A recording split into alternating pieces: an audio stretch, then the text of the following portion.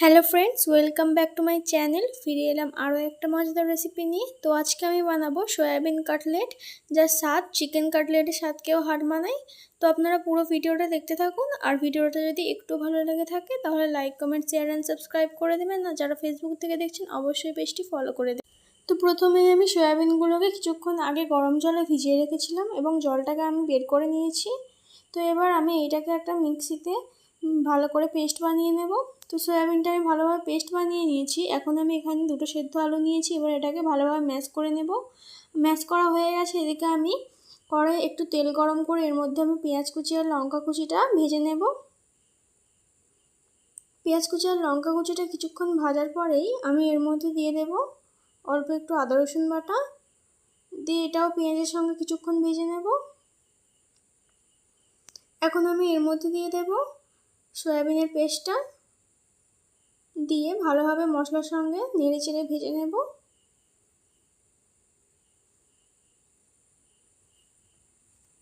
তো সয়াবিনটা আমি ভালোভাবে ভেজে নিয়েছি। এখন আমি এর মধ্যে কিছু মশলা অ্যাড করব। এখানে দিয়েছি আমি স্বাদ মতো লবণ, অল্প একটু লঙ্কার গুঁড়ো। যেহেতু আমি কাঁচা লঙ্কা দিয়েছি তাই আমি লঙ্কার গুঁড়োটা কম দিয়েছি। আপনারা যেরকম ঝাল খাবেন সেরকম দেবেন। আর দিয়েছি হলুদ গুঁড়ো। এখন কিছুক্ষণ নাড়াচাড়ার পরে আমি এর মধ্যে দিয়ে দেব গরম মশলার গুঁড়ো আর দেব অল্প একটু জিরে গুঁড়ো।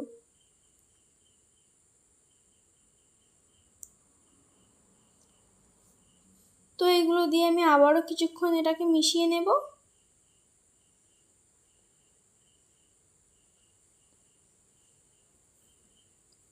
এখন আমি এর মধ্যে ম্যাশ করে রাখা আলুটা দিয়ে দেব, দিয়ে সয়াবিনের সঙ্গে ভালোভাবে মিশিয়ে নিতে হবে।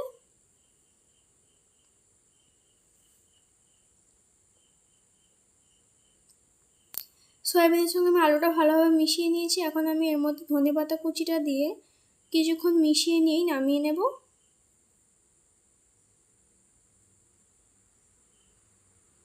তো আমাদের সয়াবিনের পুর একদম রেডি। এখন আমি এখান থেকে অল্প অল্প করে পুর নিয়ে এরকমভাবে কাটলেটের শেপ দিয়ে নেব।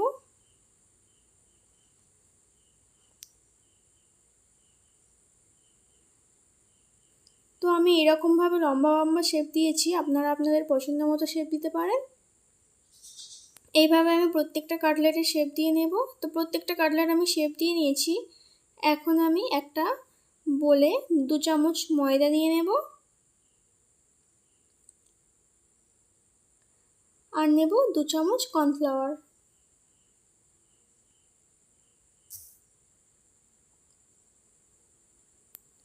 এখানে আমি দিয়ে দিয়েছি স্বাদ মতো লবণ। দেওয়ার পর সবগুলো ইনগ্রিডিয়েন্টস ভালোভাবে মিক্স করে নেব। তো এবার আমি অল্প অল্প করে জল দিয়ে একটা স্মুথ ব্যাটার তৈরি করে নেব।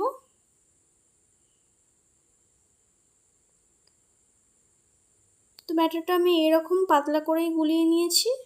এই যে এরকম ঠিক পাতলা করেছি। এখন আমি একটা করে কাটলেট নিয়ে ব্যাটারে চুবিয়ে তারপরে ব্রেড ক্রাম্বসে কোট করে নেব।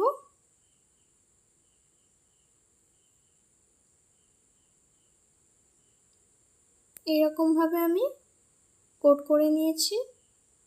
এখন আমি এটা আবারও ব্যাটারের মধ্যে দিয়ে দেব। এখানে আমি ডবল কোট করছি, আপনারাও ডবল কোটই করবেন, তাহলে এটা খেতে বেশি ভালো লাগে। আবারও আমি এটাকে ব্রেড ক্রাম্বসের মধ্যে দিয়ে আরও একবার ভালোভাবে কোট করে নেব।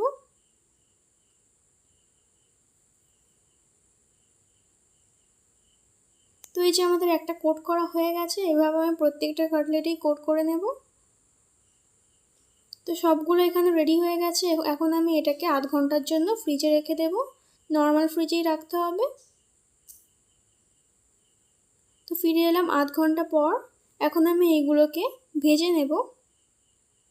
তো তার জন্য আমি তেলটা গরম করে নিয়েছি। এখন আমি একটা একটা করে কাটলেট এর মধ্যে দিয়ে দেব।